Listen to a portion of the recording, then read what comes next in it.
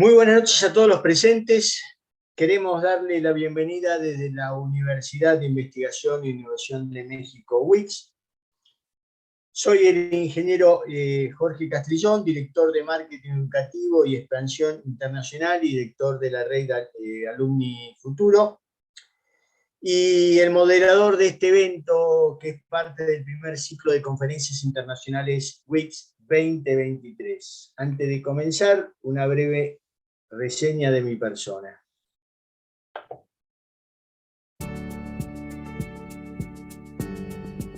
Jorge Castrillón es ingeniero industrial, recibido de la Universidad de Buenos Aires, conferencista internacional en estrategias de marketing y publicidad. Sus primeros años de carrera transcurrieron en ventas y marketing de las principales compañías de consumo masivo de Venezuela y Argentina. Durante la primera década de este siglo, su carrera profesional transcurrió como gerente general y CEO de las principales agencias de publicidad y de empresas de comunicaciones de marketing de Argentina. Es founder y CEO de Génesis Marketing Educativo y actualmente director de Marketing Educativo y Expansión Internacional de U Global Corp y director de la red Alumni Futuro. Muy bien. Quiero presentarles a todos los que no nos conocen y a aquellos que nos conocen también un resumen de lo que es nuestra universidad en este corto video de 40 segundos.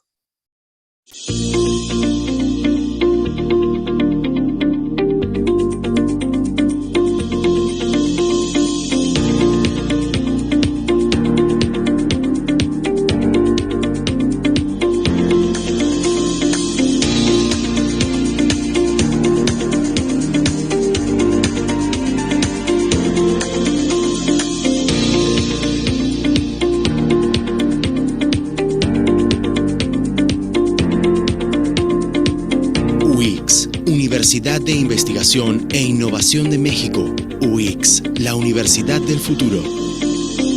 Este es un resumen de nuestra génesis y para poder entender cuál es nuestro ADN como Universidad UICS, quiero exponérselo para todos aquellos que no lo conocen. Somos una universidad que piensa en la innovación como un recurso inagotable y que rechaza el rol pasivo y elige ser parte de las soluciones que ayuden a resolver los problemas sociales y ambientales de nuestro entorno, buscando el mismo comportamiento de nuestros estudiantes.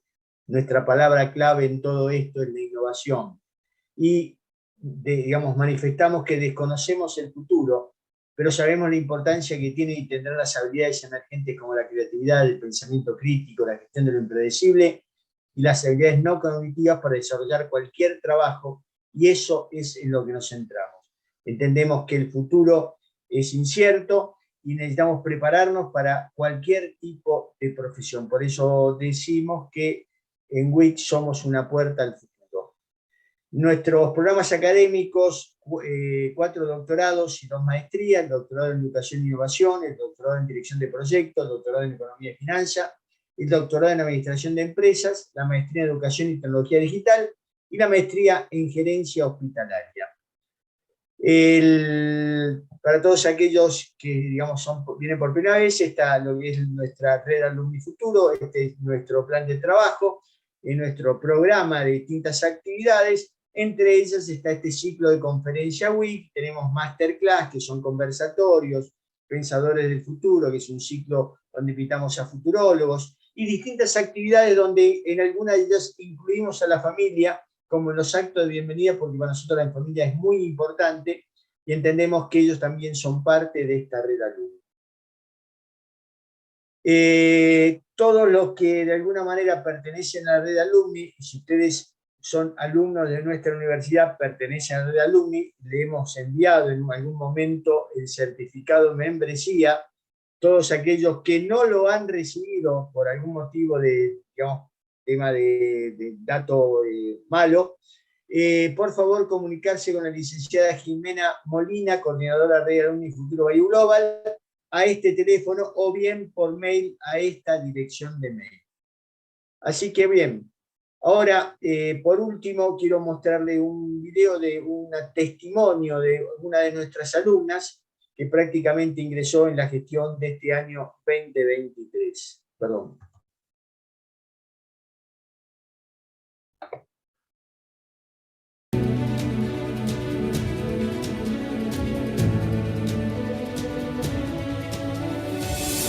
Elegí la universidad porque cuando empecé a explorar propuestas para estudiar el doctorado, encontré que ellos ofrecían una propuesta realmente innovadora, con cero obsolencia y con posibilidad de impacto tangible. Eso me encantó. Mi deseo es impactar en nuestro sistema educativo colombiano gracias a todos los aprendizajes que pueda tener con la UICS. Una de las cosas que más me gustó de este doctorado es que nos ofrece la posibilidad de cursarlo en modalidad remota, online, y eso me parece fundamental, pues no tenemos que desplazarnos, lo que en ocasiones genera fuga de cerebros, sino realmente cursarlo dentro del país, impactando no al finalizar el doctorado, desde mañana que empieza el doctorado. Muy bien, ahora sí, ya yendo a la presentación, quiero introducir a nuestra magíster María José Machado Gutiérrez. Hoy nos va a ilustrar sobre la silla vacía, el arte como proceso de vinculación social. Le presento una breve semblanza de nuestra speaker del día de hoy.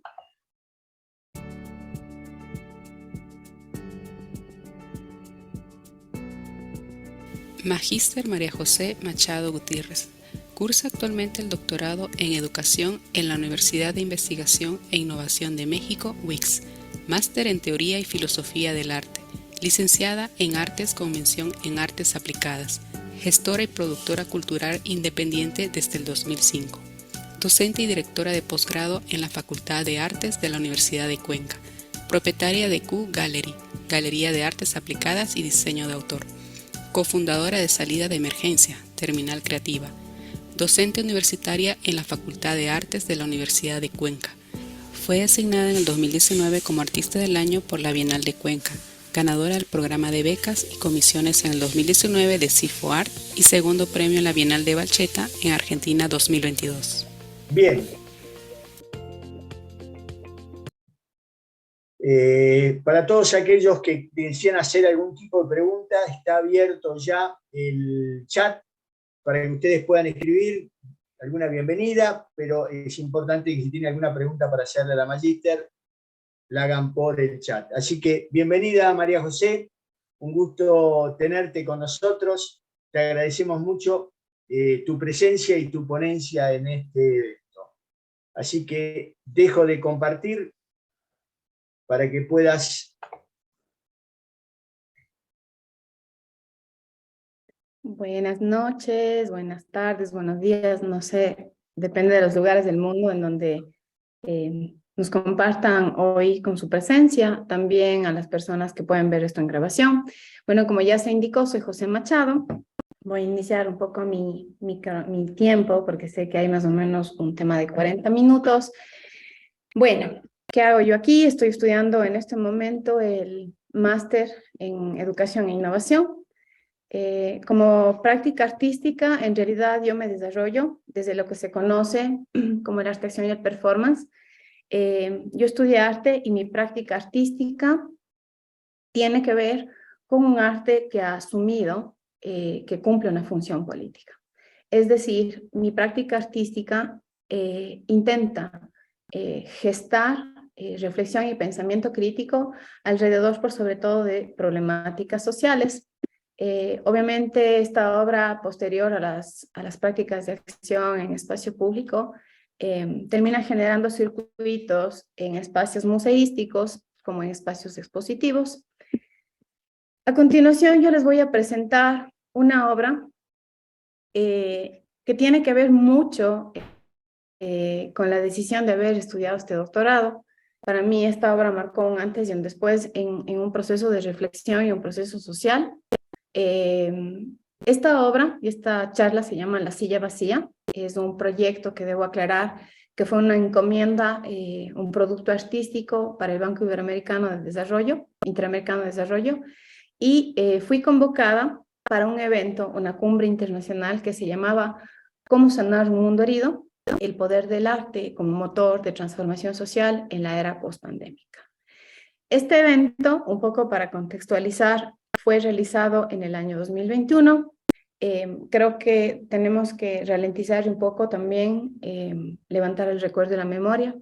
A veces vamos pasando por procesos de vida y de tiempo en donde olvidamos contextos históricos y por sobre todo en procesos de investigación, de docencia, de producción artística, es importante mantener la memoria del tiempo. ¿Qué pasaba en el 2021? Básicamente estábamos acabando uno de los momentos más complejos, como la crisis sanitaria de COVID-19. Y yo, como la práctica artística que había generado durante mucho tiempo, hacía tomas de espacios públicos o trabajaba con problemáticas sociales, e inclusive en ese tiempo estaba trabajando con la cárcel de máxima seguridad de Turi, con papeles de máxima A, B y C. Digamos que estuve en un constante movimiento replanteando el tema de la libertad y los procesos de rehabilitación social y por sobre todo cómo el arte podía atender estos procesos sociales. Me negué a producir durante el 2020 e inicios del 2021, pues mi hermano era primera línea y entendía puestas adentro lo que significaba. Y a pesar de que he respetado mucho el proceso de producción artística durante pandemia, creo que hay momentos siempre para la vida, para diferentes discursos, diferentes prácticas. A veces hay momentos para guardar silencio y también hay momentos para hablar. No había producido absolutamente nada. Ante un duelo y un respeto al contexto, para mí no era el momento de producir obras de arte. Estaba dedicada a la gestión pública, intentando solventar cómo mantener abiertos espacios de atención desde el GAP municipal de Cuenca, de mi ciudad, en donde yo me desarrollaba como coordinadora de un sistema de casas patrimoniales, intentando generar política pública y atención cultural en espacios sumamente precarios, entendiendo que había un montón de complejidades con conectividad, con utilización de TICs, TACs, TECs, unas complejidades grandes de brechas educativas, de brechas tecnológicas. Y en ese momento yo recibí la invitación de 2 curadores. Y estos curadores de arte me invitaron a ser parte de esta cumbre internacional. Aquí existían participantes de diferentes lugares del mundo, como Luis Kamnitzer, que es artista y curador de Uruguay. Estaba el Tomás Bermúdez, que es el gerente del Departamento de Países del Grupo Andino del BID. Estaba el presidente del Banco Interamericano, Maurice Claver Caroné. Estaban diferentes personas, ¿no? Como artistas, directores, coordinadores de museos. Entonces, como ustedes ven, había gente de México, de Argentina, de Chile, de Brasil. Estaban un montón de personas que estaban reflexionando desde Centro y Latinoamérica. También habían miradas como el Reino Unido, de Charles Landry, que es orador y autor e innovador de Ciudades Creativas. Y finalmente habían 2 personas estratégicas que fueron las que se conectaron conmigo. Stephen Henry Madoff, que es el director y fundador del máster en la práctica curatorial dentro de la Escuela de Artes Visuales de Estados Unidos en Nueva York, y Manuela Reyes, que es la asociada, la curadora en jefe del Banco Interamericano de Desarrollo, que en Washington tienen una galería de arte. Muy bien, ¿qué teníamos que hacer? Finalmente, producir, en vez de generar una charla, entender también que dentro de la práctica artística está entendido que la producción de arte se entiende como un conocimiento científico. Entonces, nosotros no participábamos con una charla o una ponencia, sino con nuestro proyecto artístico. Ellos habían generado una curaduría. Para quienes no entienden qué es la curaduría, es un proceso de un texto que se invita a un grupo de artistas individuales o colectivos para producir bajo una temática en donde cada una o cada uno tiene que investigar desde su práctica artística, desde su mochila investigativa, pero con un enfoque. En este momento, estas 5 producciones iban a generar una exposición online que se llamaba Camino a la Sanación. ¿Sí? Entonces, esta exhibición se desarrolló el 22 y el 23 de abril, en donde lo que intentaban es que nosotros como artistas, ¿sí?, pudiéramos abordar desde la imaginación, desde la metáfora, desde la adversidad social que cada uno había vivido. Teníamos gente de México, gente de Brasil, gente de Ecuador. ¿Cómo podíamos articular simbólicamente los problemas que estábamos enfrentando en nuestros territorios? Reitero, hagamos un ejercicio de memoria y de recuerdo. En ese momento, muchos de los países, todavía de Latinoamérica, estaban en emergencia sanitaria. No existía todavía vacunas, seguíamos entendiendo un territorio como un espacio de total peligrosidad, habían toques de queda para salir y entrar, entonces había toda una convulsión social. Aquí se estaba debatiendo el tema de la nueva realidad o el retorno a la realidad.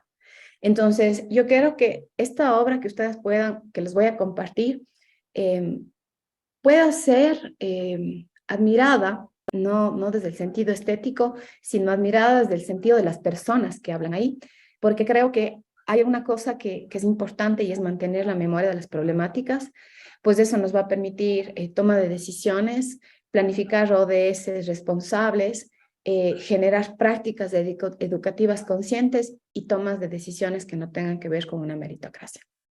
Finalmente, estos 5 artistas tenían que tocar cada uno un proceso creativo como que estuviéramos curando una herida. Obviamente la herida era la crisis sanitaria que había afectado a todo el mundo. Villari, que es de Brasil, le tocó trabajar sobre asegúrate de haber limpiado la herida completamente. Lorena Wolfer, de México, asegúrate de que la herida haya cerrado bien. A mí, desde Ecuador, me tocó cambia el vendaje para evitar viejas infecciones. Desde Trinidad y Tobago, descansa en casa con Christopher Cossier en colaboración con Amir Denzel-Hall, Robin Young, Sueli Chu y Luis Vázquez Larroche. Desde Chile, estaba quito el vendaje una vez que la herida haya sanado, por Patricia Domingos y Nicole Lungier.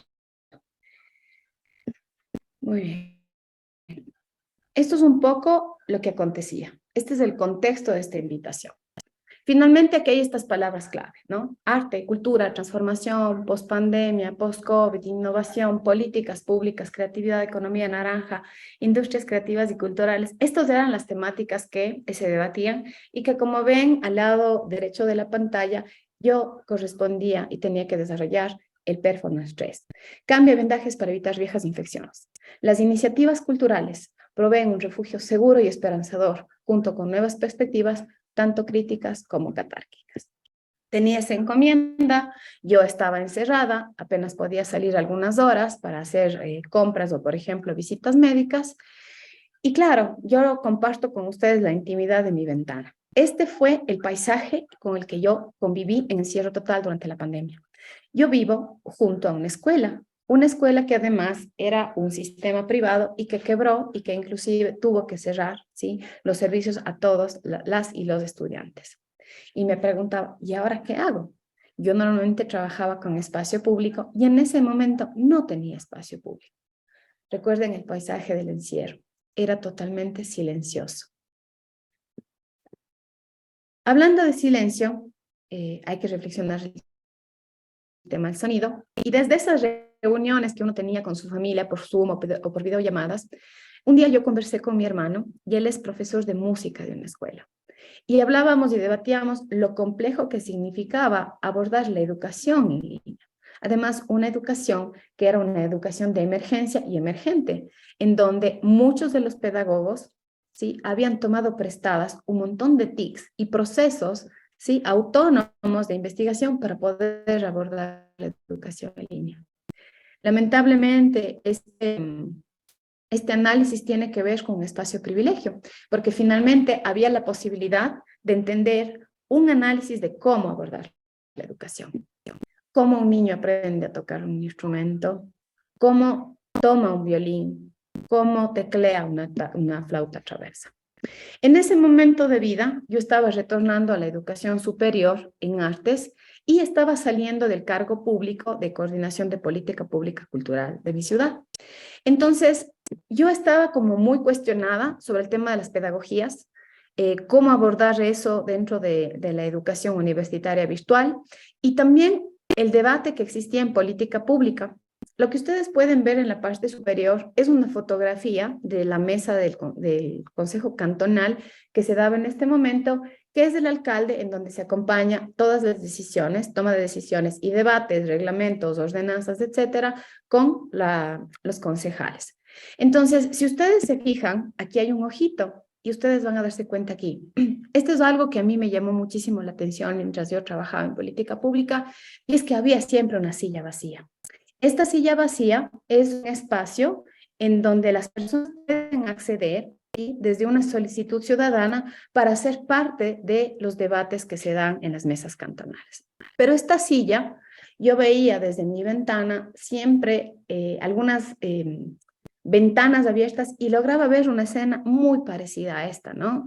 En donde en algún momento los niños subieron sus sillas, se quedaron vacías y no volvieron durante más de 365 días, que fue el proceso de crisis educativa en el Ecuador. Para este momento, miles de escuelas estaban cerradas, a diferencia de muchos países que pudieron retornar a la educación en línea. En Latinoamérica no se demoraron 3 meses como en otros países, sino se demoraron entre 3, 9, 12, inclusive en algunos espacios rurales hasta 18 meses.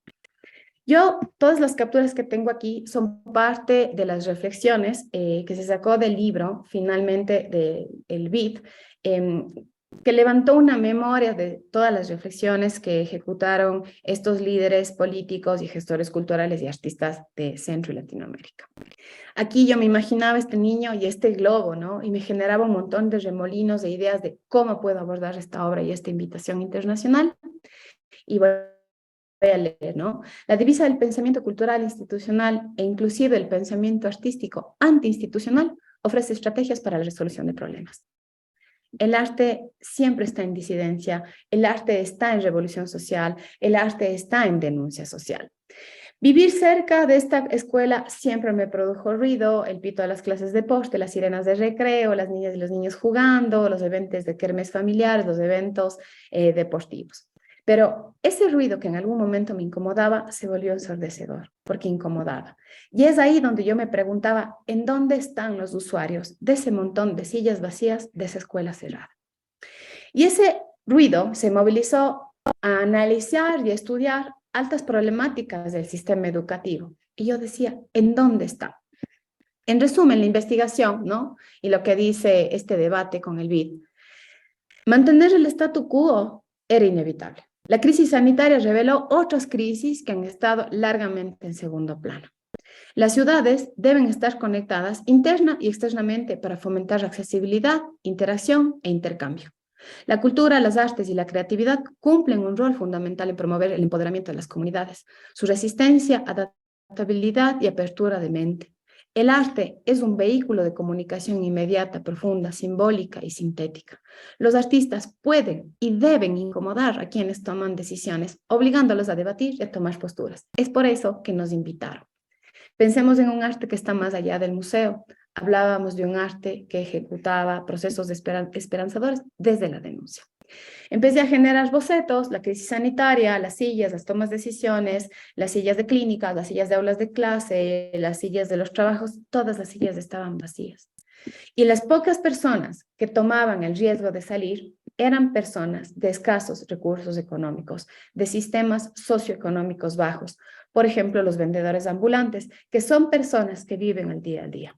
Entonces, la cultura revela quiénes somos, porque pone en relevo nuestro carácter distintivo, nuestra identidad y en relación con el lugar, nuestro sentido de pertenencia o inclusive nuestro sentido de no pertenencia. En parte de la investigación me encontré con esta noticia, para las personas que vivieron en Ecuador quizá la recuerden, o muchos, si no la conocían, pues vale recordarla siempre. Carolina Espinosa salía en el Cantón Playas con una bicicleta y una pizarra porque se dio cuenta que no asistían a su clase los niños en el aula virtual. ¿Por qué? Porque no tenían las posibilidades de conectividad para poderlo hacer. Entonces, a mí me llevó a pensar qué pasaba con esa resistencia de los docentes que no se limitaban a recibir un sueldo básico y muchas veces un sueldo que no llegó durante mucho tiempo y por vocación salían en estas situaciones. Y ojo, cuando Carolina salía, esto era un acto de vida o muerte. Empecé mis clases y empecé a pensar, ¿no?, en estas ventanas que yo tenía de esta institución educativa cerrada, pero a la par tenía este montón de ventanas que muchas veces el reto que significaba dar clase frente a una pantalla durante horas y no tener a nadie que pudiese hacer feedback. Pero pocas de las ventanas que yo veía abiertas, y recuerdo 2 estudiantes, Cristian y Sandra.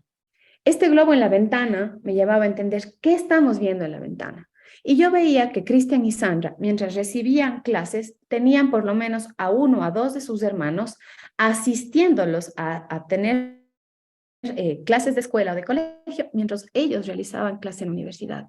¿Qué calidad de educación podía tener un joven universitario cuando tenía que ser estudiante, docente, padre y madre?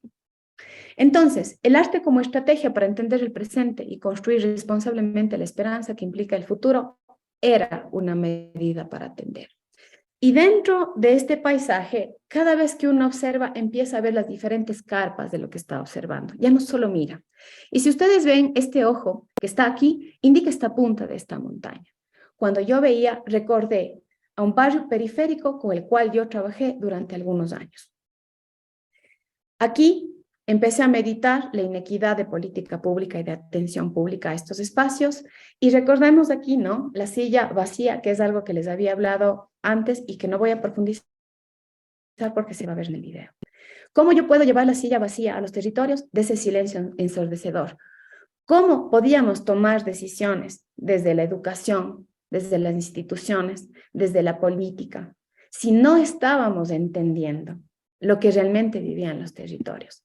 Estábamos asumiendo un acto, ¿sí?, bastante empático, pero no necesariamente correcto, de lo que podíamos generar como tomas de decisiones. En ese momento, yo me comuniqué con varias de las personas que había trabajado en algunos procesos culturales y artísticos durante los 3 años anteriores, en barrios periféricos, en zonas rurales, con artesanos y también con personas de educación privada. Finalmente, les voy a compartir cuál es el producto de esta serie de entrevistas que yo pude ejecutar durante algunos días.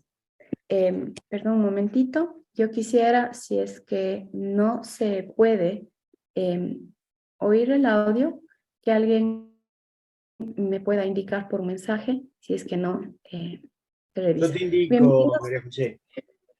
Sí, ok, muchísimas gracias. Si es que tienen audífonos, les invito a ponerse los audífonos. Si están en un lugar de ruido, les invito a guardar silencio. Escuchen por primera vez lo que vivió más de 21 personas durante la crisis educativa sanitaria del COVID-19. 15 minutos de su tiempo de vida.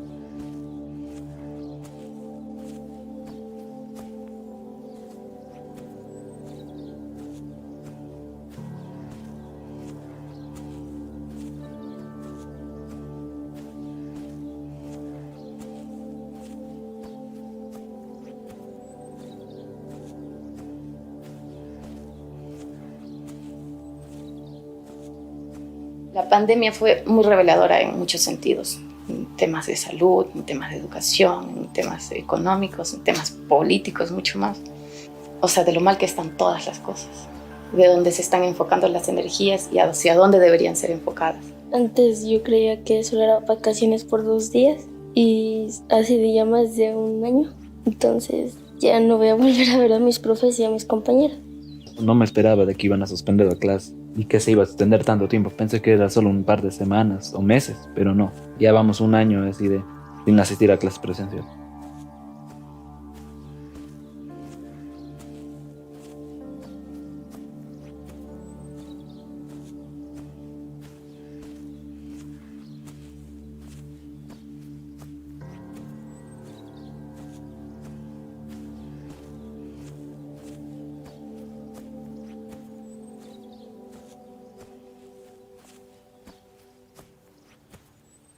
Yo lo que más extraño de la escuela es jugar, ir al recreo. Extraño a mis maestras. Porque son muy buenas conmigo y con todos mis compañeros. Extraño mucho la escuela, jugar con mis compañeros, abrazarlos, cantar, jugar. Muy duro dejar de ver a mis amigos, eventualmente no poder estar más tiempo con ellos, estarme cayendo del columpio, ni estar ahí, por ejemplo, sacando los lunches cuando sea. Para mí esta experiencia ha sido un poco difícil porque estoy acostumbrada a verles a mis amigos todos los días y en la pandemia se cortó todo. Un poco como solitario.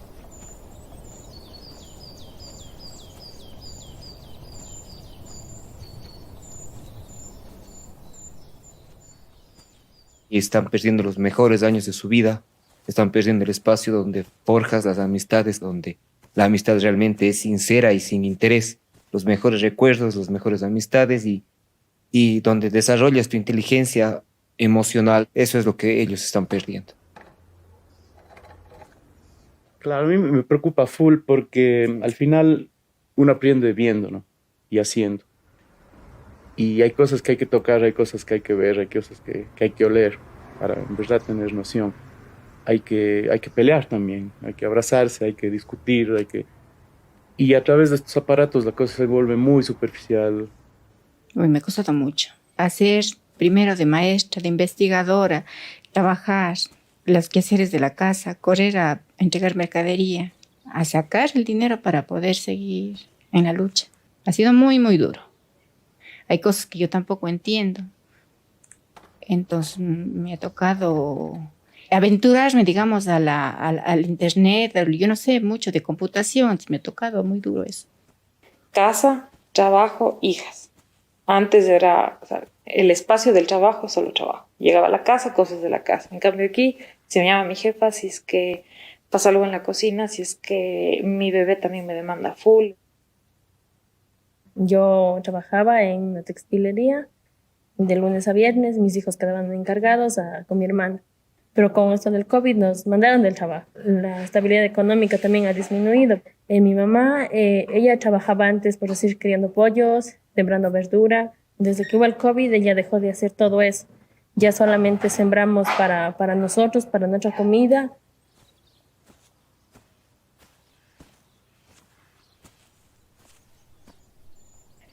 Sí fue un poco difícil al principio. Sí me costó. Más que nada aprender cómo se hace esto. De la parte tecnológica yo no manejaba mucho, pero me tocó estar más pendiente de eso. Pero después ya me gustó porque yo no había disfrutado eso en casi 12 años. Entonces ahora recién podía estar con ella todo el día. La hija de una empleada mía que era hace tiempos me contó que les van a dejar hojas todas las semanas para que estudien los niños. Pero bueno, ¿y qué más nos toca con esta pandemia? Pero y en el campo, no sé, creo que ya se está reactivando, ¿no? ¿No? O sea, no podemos enseñarle a un trabajador del campo con lenguaje académico avanzado o cosas que son ajenas a su realidad. Porque para él, a lo que se dedica para su vida, no le va a servir. Yo veo que es muy trabajoso para los padres de familia. No es como la presencial, ellos ya vienen bien abiertitos, o sea que ellos vienen, almuerzan, entonces de nuevo sientan a hacer los deberes. Y mientras aquí vuelta no capta casi nada, se pataletea porque no entiende. Es que todo solo al internet y a veces salen las pantallas, a veces no salen, y ahí no pueden hacer los deberes. Entonces ahí yo veo que se equivocan las guaguas. Yo sé que las profesoras les ayudan, les intentan para hacer, pero no queda bien porque no son así presenciales. En especial de mis hijas, y ellas no tienen acabado el colegio, entonces no pueden ayudar todo. Entonces ahí se equivocan las guaguas y no pueden hacer los deberes. Hemos sufrido mucho este año. Para ser maestros, o sea, estudian, pero para nosotros es difícil porque como ella dice, hay veces que no entiende las cosas y yo tampoco entiendo. Y a veces como que yo me altero y yo le digo, pero ¿por qué no tomaste atención? ¿Yo cómo te ayudo? O sea, trato de ayudarle, pero no puedo. Yo a veces me altero a tal punto que a veces yo le llego a dar duro a mi hija.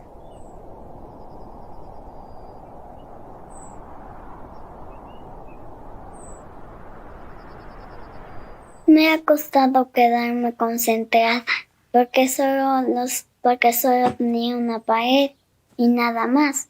Con una pizarra y la maestra. Y en cambio aquí, en mi casa, tengo muchas cosas con entretenerme y me distraigo.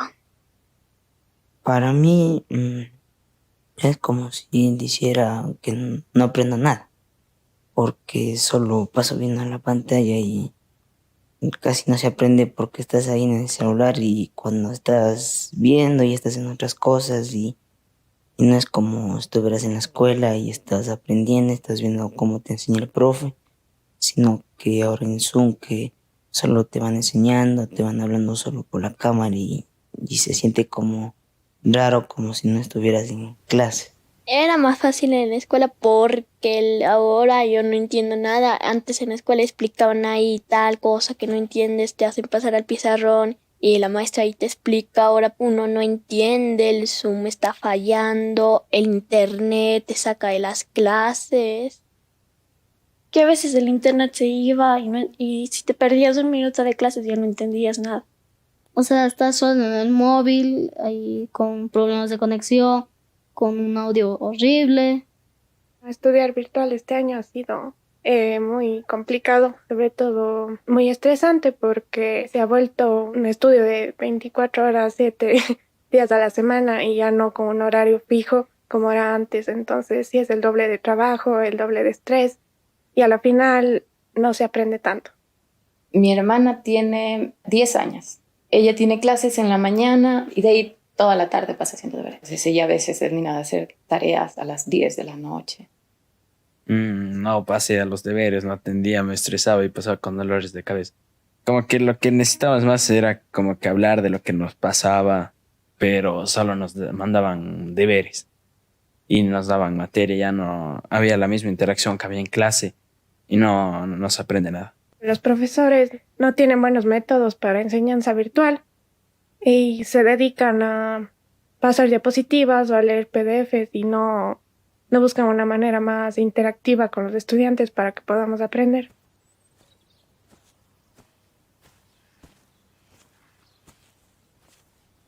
Uno de los objetivos del Ministerio de Educación es brindar una educación de calidad y calidez. Desde mi punto de vista, no se está brindando ni una educación de calidad, peor de calidez. Los niños están en una computadora, entonces no hay ese lazo de maestro-alumno, alumno-maestro.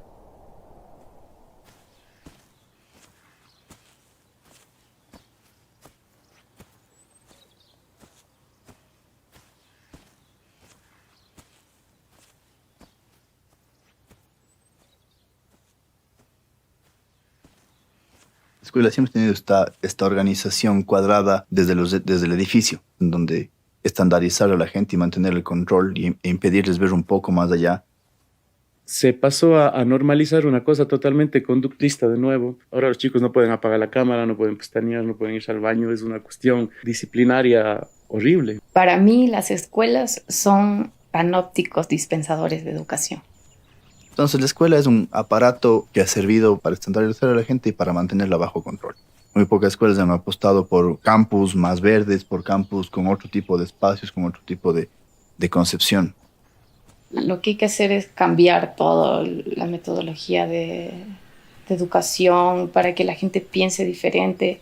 Hay que enseñarle a la gente desde sus contextos. La educación, lo que se debería enfocar es por hacer a las personas libres de pensamiento. Creo que es un buen punto para cambiar y dar ya cabida a otros sistemas de educación, otras formas de ver la vida. Un tiempo ya para demostrarnos que el contacto tú a tú no tiene que ser en un bloque de cemento, ni uniformados, ni en fila.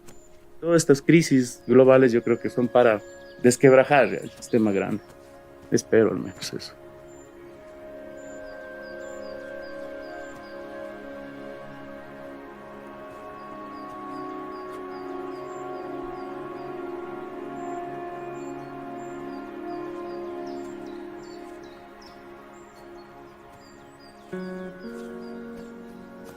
El arte para mí es una cosa que nos inventamos y podemos hacer de cualquier forma y de cualquier cosa. Para mí es expresar tus sentimientos. Para mí el arte arte se ha vuelto una manera de protesta. Son maneras de construir posibilidades. Mucha gente se ha refugiado nuevamente en leer, nuevamente en pintar, nuevamente en escuchar o tocar música, y eso ha sido un salvavidas en este momento.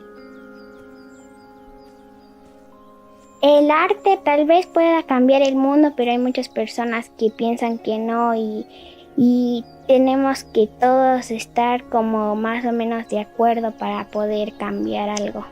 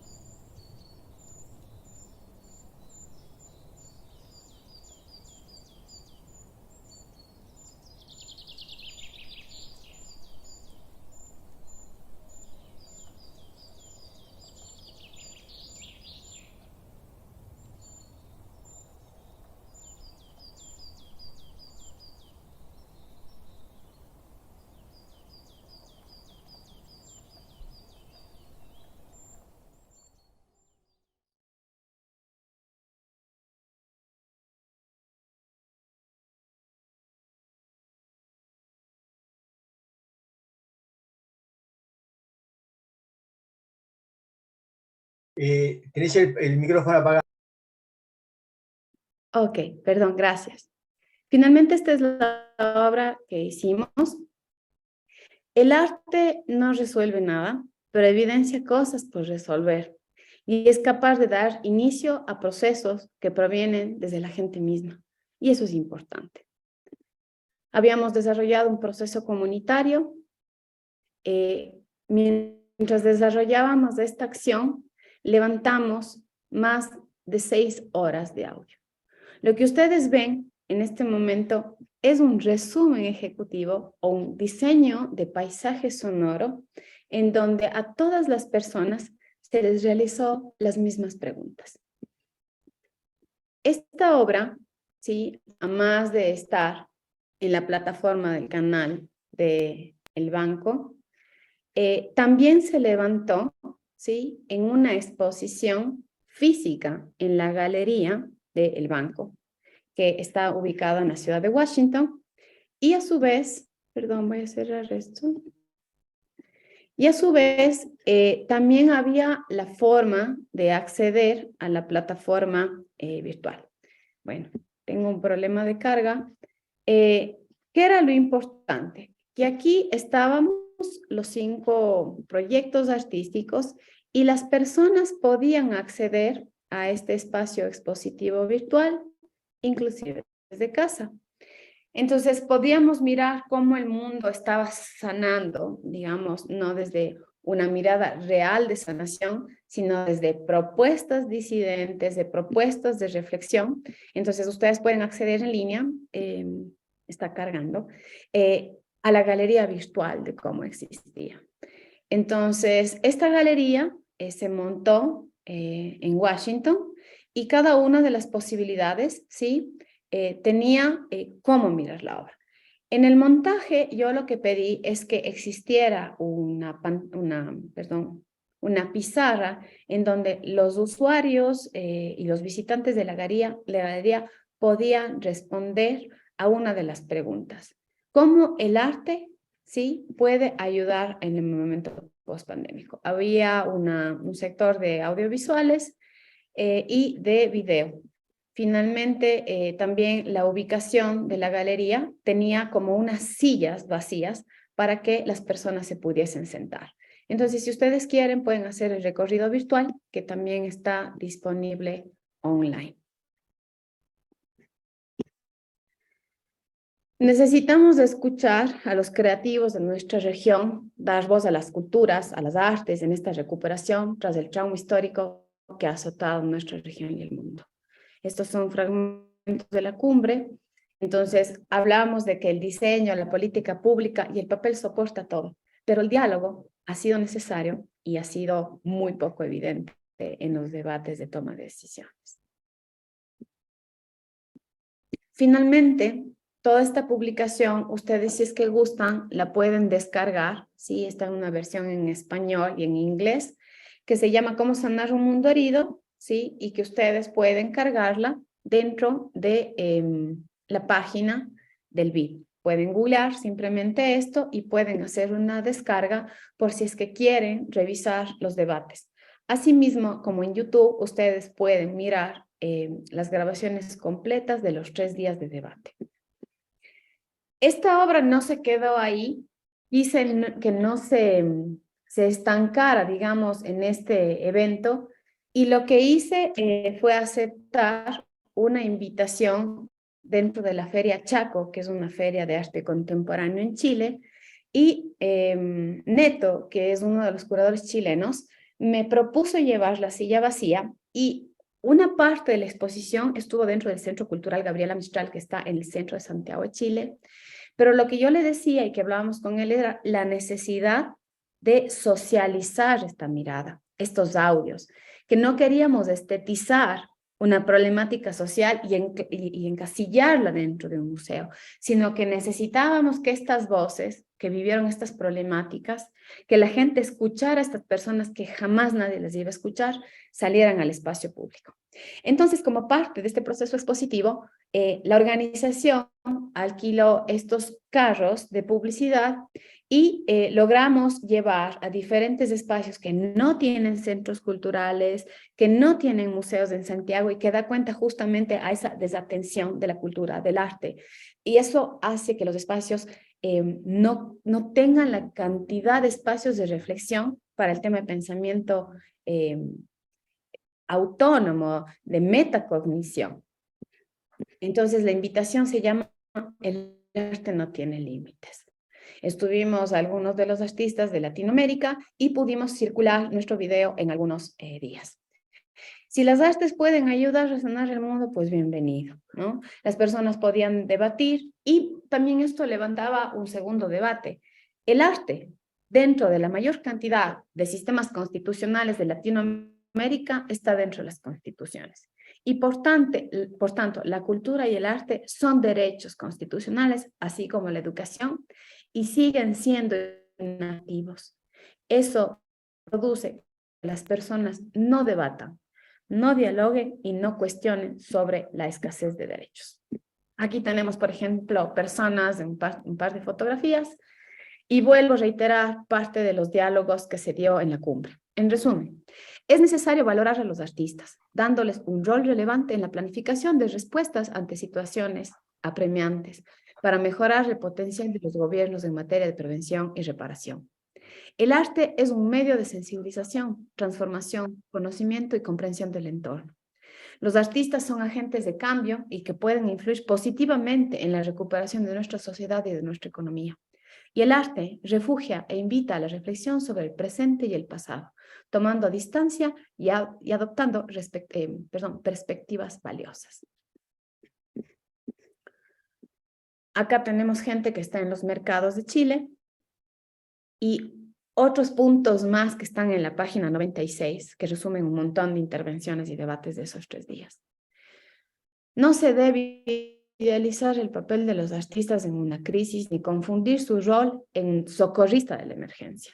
La educación es fundamental para desarrollar el pensamiento crítico y el poder de cuestionar, evaluar y reconfigurar las sociedades. No se debe confundir el mero acceso a las plataformas digitales con la participación efectiva en la vida pública. Y finalmente, el tiempo de ocio no debiese ser un privilegio, ya que en esos momentos, cuando se puede ejercitar la especulación, la imaginación y el descubrimiento, y por tanto se desarrolla la creatividad.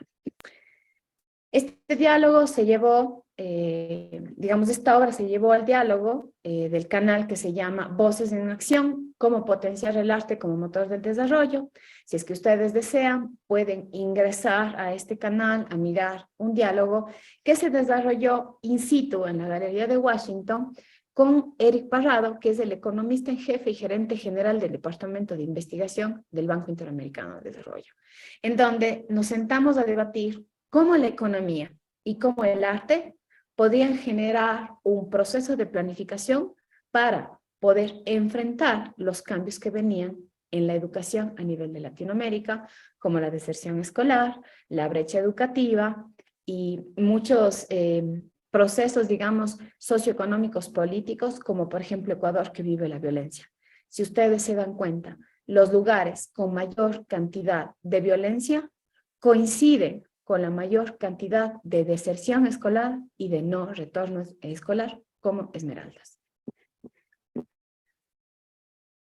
Los privilegios son invisibles para quienes los tienen y los derechos son invisibles para quienes no saben que los tienen. Esta fue una parte del diálogo que cerramos con Eric Parrado y finalmente les he puesto la foto de un taxi que siempre coincide que viene a hacer sus servicios.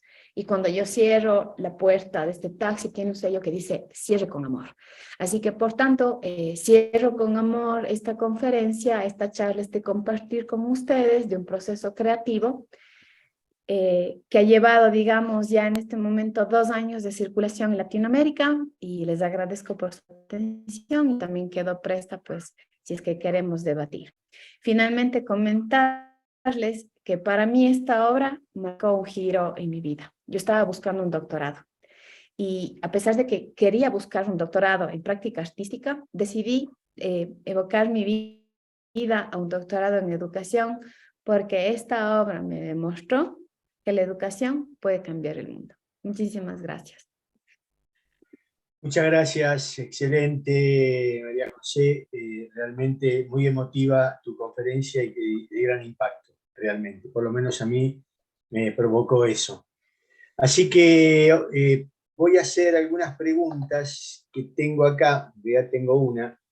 Dice, buenas noches, mi nombre es Jessica Cecilia Vázquez Álvarez y mi pregunta es la siguiente: ¿qué papel pueden desempeñar las políticas gubernamentales para abordar la escasez de recursos tecnológicos en la teoría del arte? Toda. O sea, el gobierno, el Estado, es el que nos debería garantizar los derechos. Y para garantizar esos derechos debería generar la inversión pertinente para que se ejecuten los programas y proyectos que dan cuenta a estadísticas e indicadores que necesitan los territorios. ¿Cómo el arte puede generar estos cambios? Pues bueno, el arte y la cultura son uno de los sectores que menor inversión reciben del Estado a nivel de Latinoamérica. Porque el Estado le ha otorgado una figura de gasto al arte, ¿sí?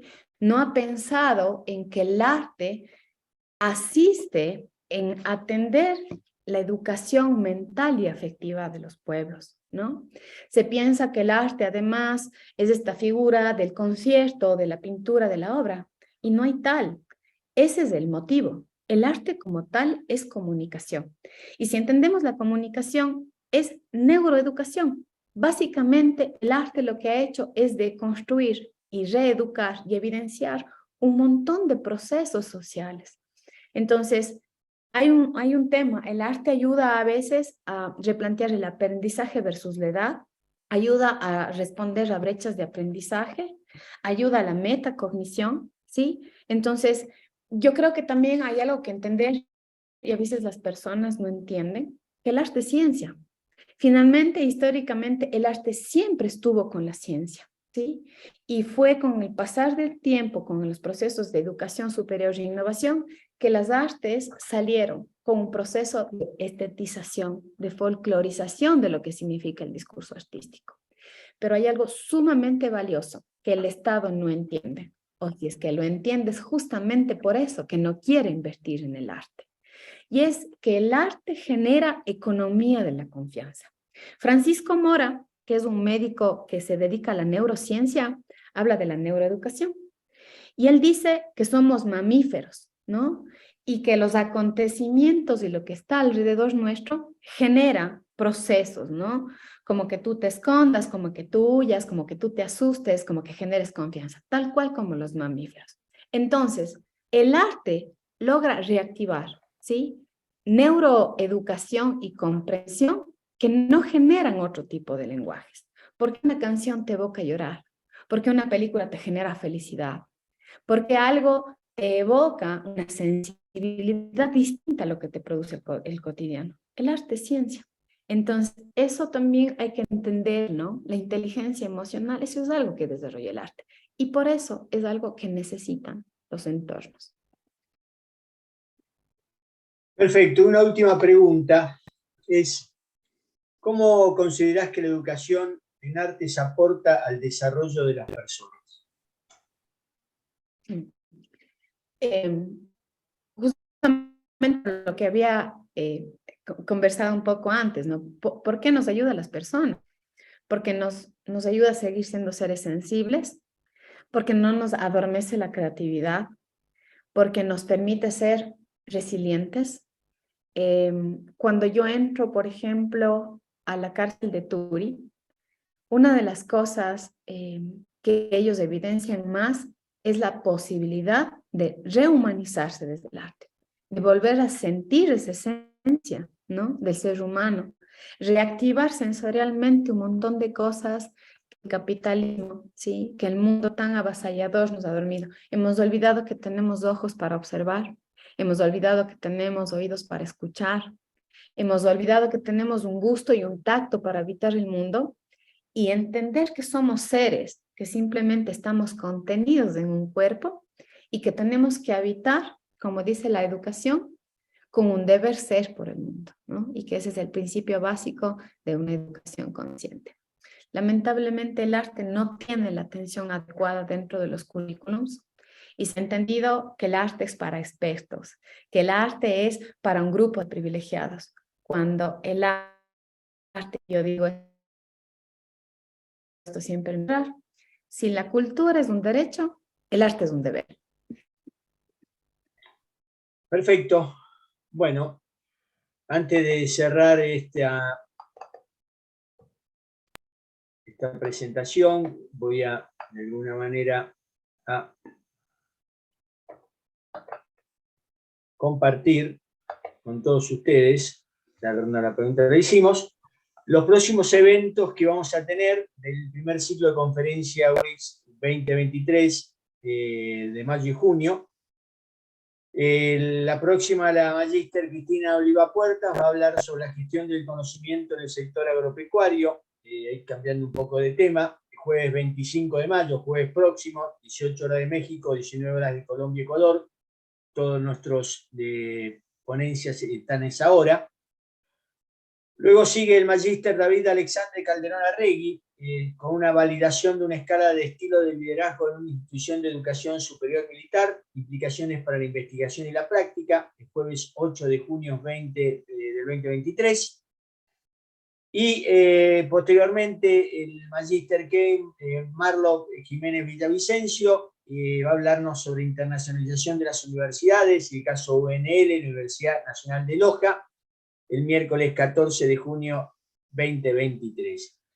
Y en cuanto al ciclo Pensadores del Futuro, y me encanta todo lo que hoy ha hablado nuestra ponente, voy a dar este miércoles, mañana exactamente, una ponencia sobre el futuro de la educación, y tiene mucho que ver con todo lo que estamos hablando en estos momentos, tal vez un poco más macro que el tema del arte, pero en realidad marca de alguna manera las problemáticas de nuestros países de Latinoamérica y el gap que marcó, la diferencia que marcó la pandemia, cuando nuestra ponente hablaba sobre los tiempos de recupero.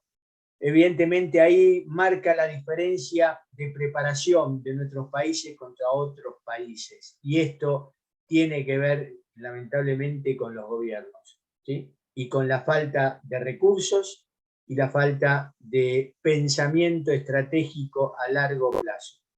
Así que los espero a todos mañana, si pueden estar, 24 de mayo a las 19 horas Colombia, 19 horas Ecuador, 18 horas México, y creo que son 17 horas de también Centroamérica para aquellos de Centroamérica.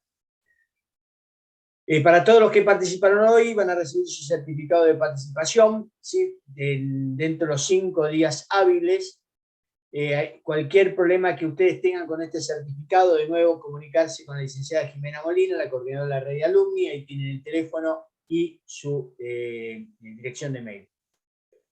Y por último, les agradezco si ustedes pueden contestar una encuesta que se les va a abrir en el momento que yo cierre este seminario web.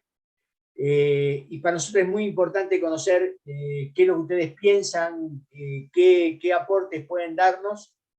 Y por último, agradecerte mucho, María José, realmente de primer nivel tu ponencia, realmente a mí por lo menos me encantó. Me encantó la forma con que le expusiste y el sentimiento que le has puesto. Así que muy buenas noches a todos, y como a María José le gusta el concepto cierre con amor, ¿sí? En mi caso quiero cerrar como todas las ponencias que estuve moderando. Lo importante es que sean felices en su vida. Así que muy buenas noches. Gracias por todo, gracias María José y gracias a todos los presentes. Adiós.